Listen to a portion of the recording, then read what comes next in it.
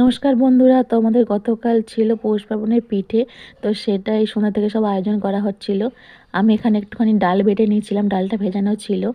ডালটা দিয়েও আর চালের গুঁড়ি মিশিয়ে একটা পিঠে করা হয়, তো সেইটার জন্য করে নিচ্ছিলাম। অনেকটা সময় লেগেছিল, প্রায় 7টার সময় আমাদের বসানো হয়েছে আর শেষ হয়েছে পুরো 10টার সময়।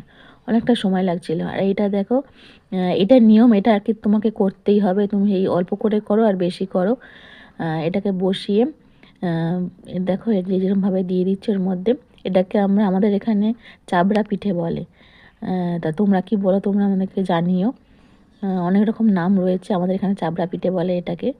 দেখো এটাকে এরমভাবে তুলতে হয়, এটাই নাকি প্রথম, মানে প্রথম খোলা বলে এটাকে আর কি। তো এরমভাবে নিয়ম তুলতে হয়। তো মা করছিল, তারপরে আমিও একটা চেষ্টা করলাম।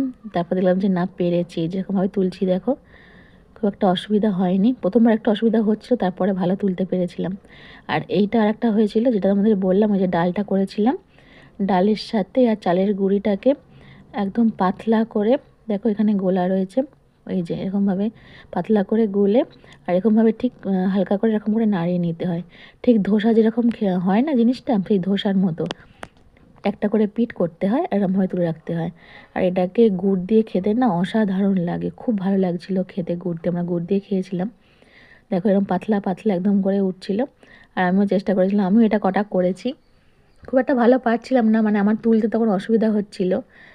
তো তাও কটা আমি করেছিলাম, খুব ভালো লাগছিলো। আর এটা করতে অনেকটা সময় লাগে, দেখতে এরকম কিন্তু অনেক সময়